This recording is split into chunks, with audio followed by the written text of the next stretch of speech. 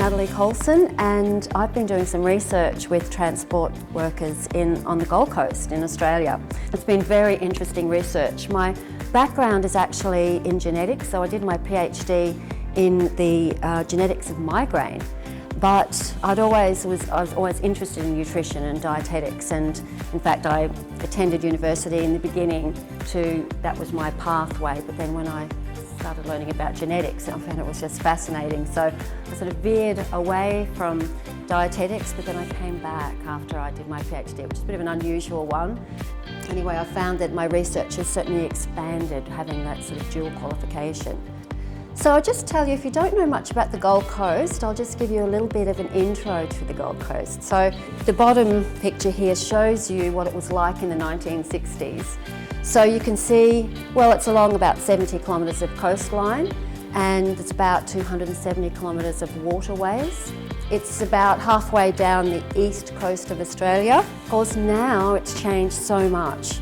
Back in the 60s, the population was about 60,000 people, and now it's about 687,000 people.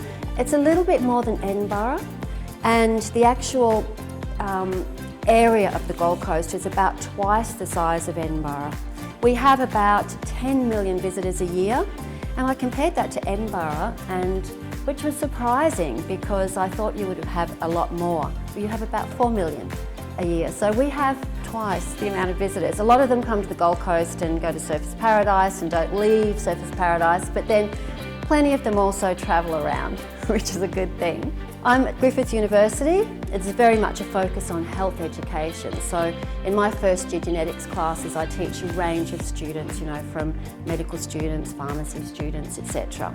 Where did this research start? What gave us the idea for this research? So my colleague and I, who both, the principal investigators on this research, both had personal experiences. With myself, I had a very good friend whose husband did various work, worked in moving furniture and that type of thing, quite, physically active work. And then he started driving and started off as a limousine driver, and then he did some transport driving, long distance driving.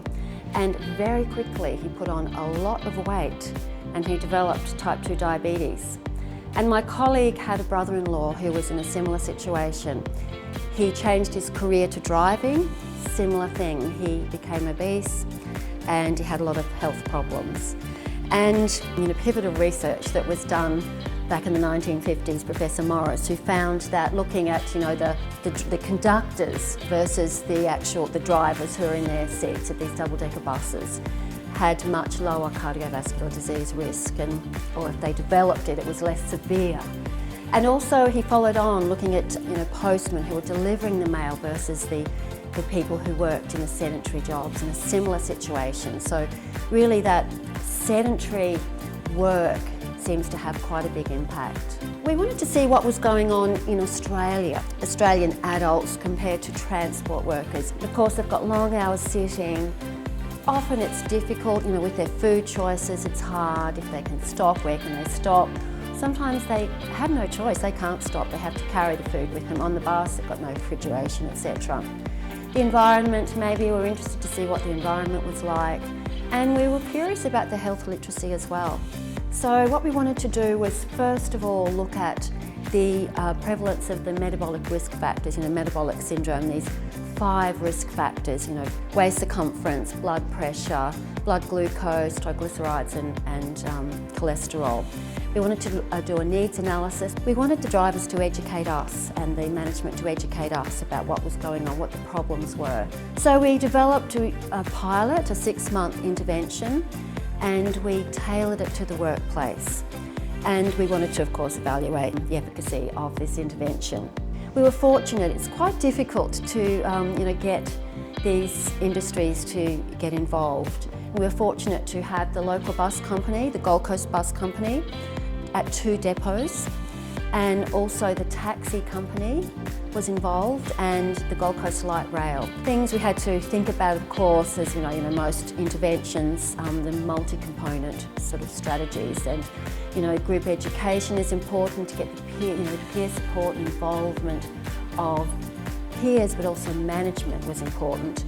But then there's a bit of a balance as well with management. You know, we wanted there to be opportunities for physical activity and to be able to monitor their diet, their activity, and also some behavioural skills. I thought was very important. We wanted to collect some baseline data and see what was happening there, do some biochemistry, look at the lifestyle, and their diet as well was important. So we used a 24-hour recall more as a training tool to sort of try and train them about how they can report their diet, because that's obviously quite difficult.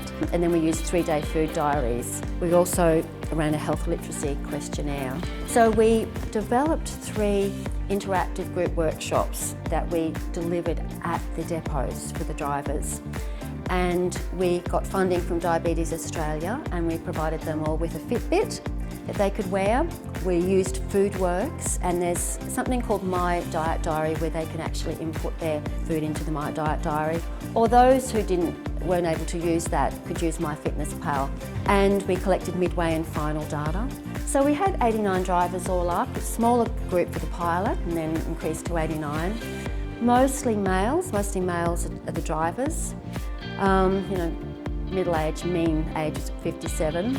Mostly the bus and tram drivers, some taxi drivers got involved. But it was amazing going in and interviewing these drivers.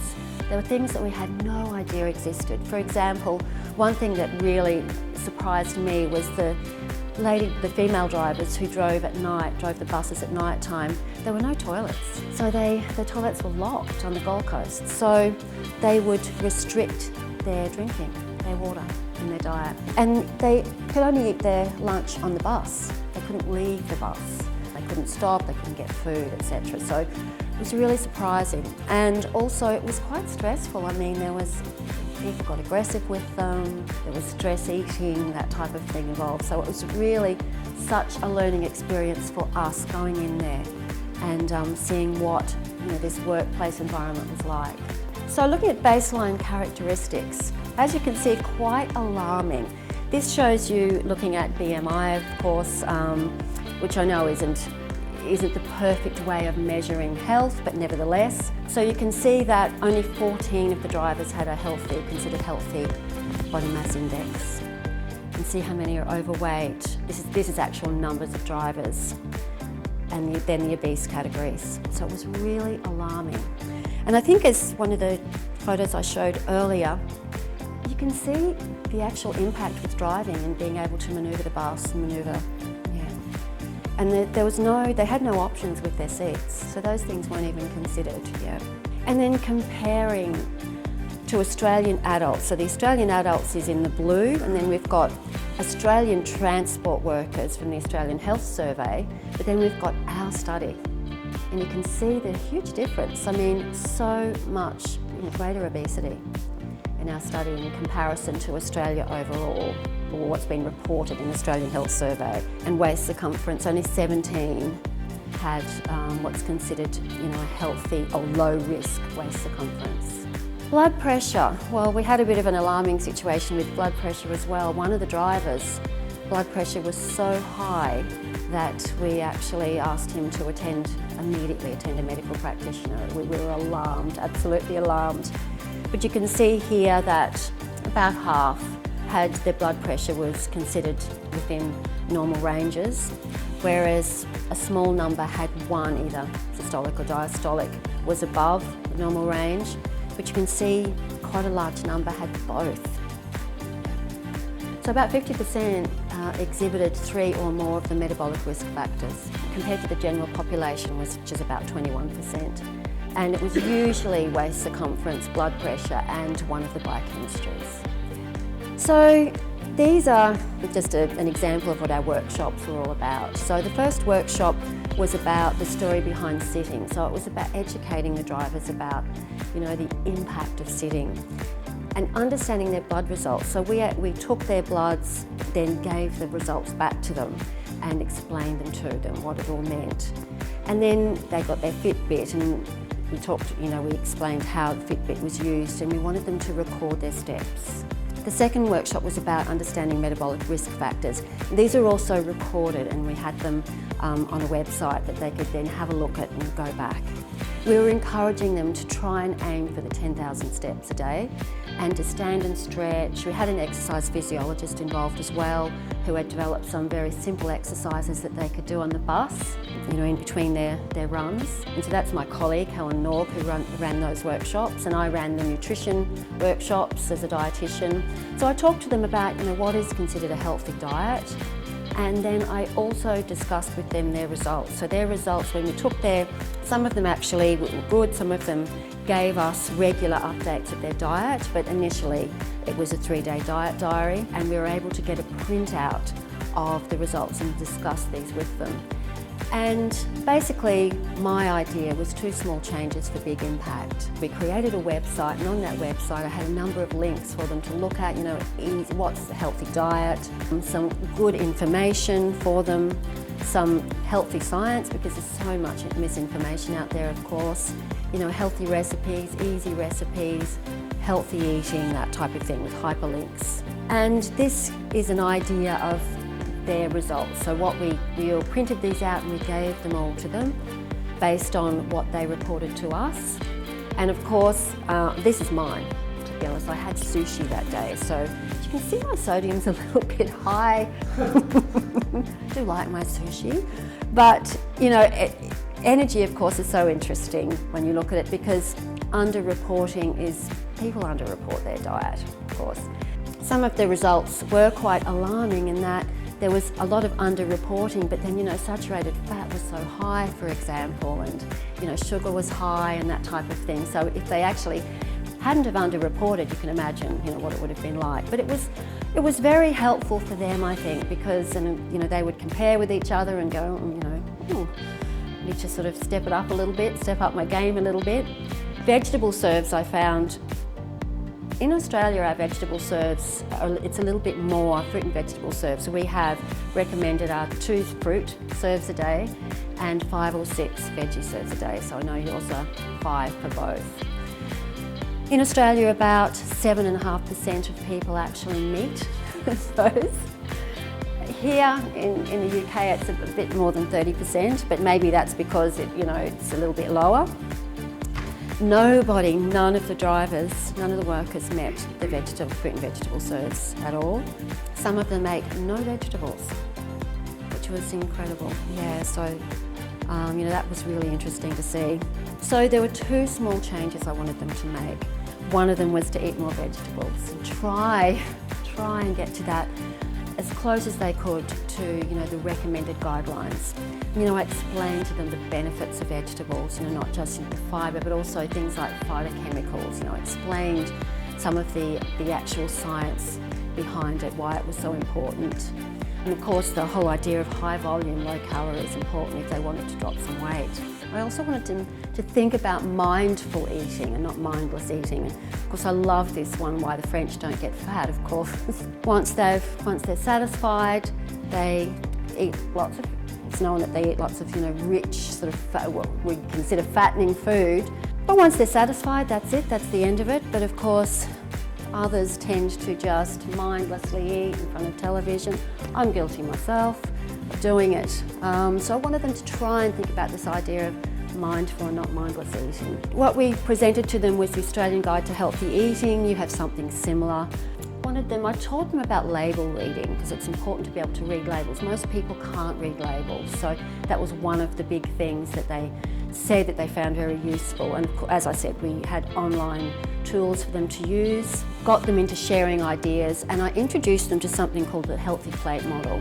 So the Healthy Plate Model is all about building a healthy dinner plate and asking them, what would your dinner plate look like? The one on the right, the one on the left, and of course, a healthy dinner plate is all about trying to have half your plate full of vegetables. Yeah. A quarter of the plate carbohydrates, a quarter of the plate protein. And one of the drivers shared his healthy plates with us, which was amazing. He used to send us photos in to show how he was sticking to that healthy plate model, which I thought was fantastic. And I also ran a nutrition quiz, which was quite fun because a lot of the takeaway, fast food in Australia, people don't really know what's in it, and they don't know. if they have options, what would you choose and why would you choose it?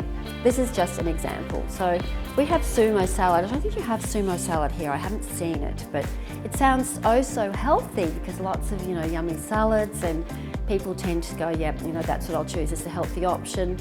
Or of course, Macca's or McDonald's or fish and chips. This is one example. If you chose that sumo salad, in fact, it's got the higher kilojoules. Very surprising, and higher sodium as well. So there were several examples that I had, but this is just one of them that I used. So that was I think it was quite entertaining and quite educational for the drivers as well. So what was the impact of the intervention? A good thing was that we found a significant increase in HDL in the drivers, but not the taxi or tram drivers, but the bus drivers, yes. Nothing else changed. Unfortunately, there was no significant difference in BMI or waist circumference, but there were some real stars. And this is an example here of one of our stars. In fact, this is the driver who would share the healthy plates with us. And all he did was increase his vegetable serves to 6 a day. That's all he did. He made no other changes. Reduced his BMI and waist circumference changed. And it was great to be able to share those results with the other drivers as well, so they were quite impressed. Vegetable intake did increase, so 1.9 to 2.6 serves a day. It's better than nothing. It was a significant difference.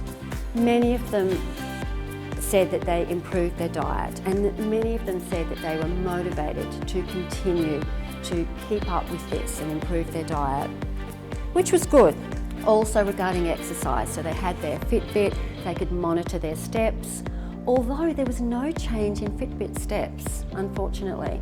But they still said that they were keen to keep on with trying to get their steps up, trying to get them up to the 10,000 steps. So, there was definitely motivation there, or they sort of self-reported motivation there. Other impacts, so we were interested in looking at other data, qualitative data. So these are some of the comments, an example of some of the comments that we got, that the drivers tried to actually do things within their bus. They couldn't move, they couldn't leave their bus, but they could try and stand up or do little exercises, the calf exercises, that type of thing. Someone did push-ups in the bus, which was great. Wearing the Fitbit, picking up daughter from the shopping centre and actually walking instead of sitting at the cafe. And awareness, I think, was a big thing too, aware of what was, what their choices, the impact of their choices on their health. I think it's important, and being more mindful. Liking seeing their blood results, usually they'd get results from the doctor and the doctor would give them some medication, that'd be the end of it, but it was explained to them in detail, the science was explained. We found a lot of challenges with running this. For example, the drivers often start very early in the morning, so we'd have to get down there at 5 in the morning. We'd only have a short window of time before they'd have to go out and do their runs. So, we'd have to get all this data, we'd have to take their blood, etc. So that was quite challenging. And the dropouts, people would leave the job, and also being available for us. And compliance, of course, was a problem, and the fact that their information, the dietary data is self-reported. Also the fact that there were multiple intervention changes. It wasn't just one thing. We didn't want them to try and change their diet, but we also wanted them to change their exercise habits, and wanted them to change their mindset as well. It was quite a big challenge for them. It was a big ask for them. Some participants had problems with technology, so they had problems with, using their some people didn't have smartphones at all. Some people didn't have computers, didn't have laptops to use, so those people had to hand record everything. So they were sort of challenges as well. It made it more difficult for us too, of course, to collect and record the data. I just wanted to briefly mention the health literacy component of it as well, because it was quite interesting, and it informed our intervention as well. And we had a dietetic student who did this for us. She ran this for us.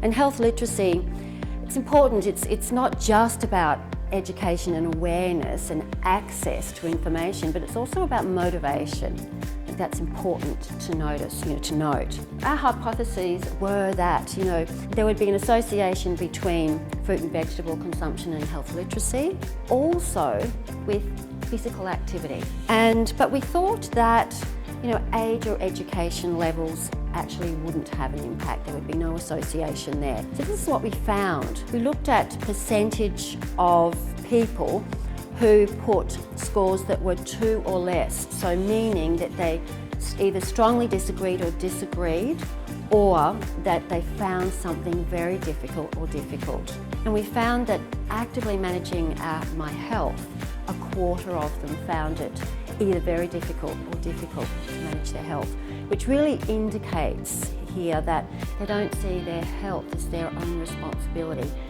Possibly they see it as their workplace is involved in it. They probably believe that they should do something. And we saw that in the open responses. That was quite important.